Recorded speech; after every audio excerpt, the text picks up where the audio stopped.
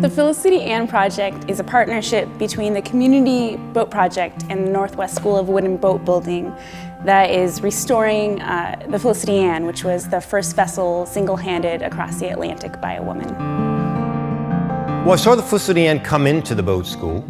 It came in about 7 or 8 years ago. There were some women in the Community Boat Project that got very interested in the fact that Felicity Ann was sitting there and not moving forward. They looked into the history of it because they had researched what Ann Davison's story was.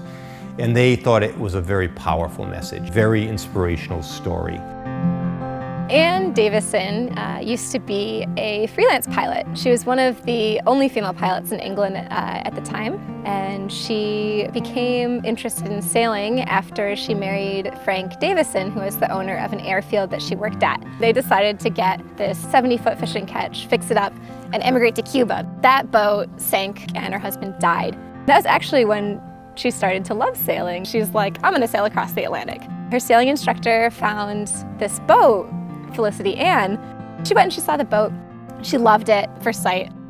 A year later, she was leaving Plymouth, England, and getting ready to cross the Atlantic.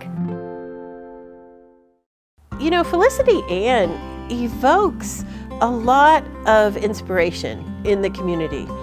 And one of the things that I think is so special about this project is there's various members of the community working together to make it happen. And in particular, the boat school has the opportunity to work closely with the Community Boat Project. We're restoring the boat, they're programming the boat.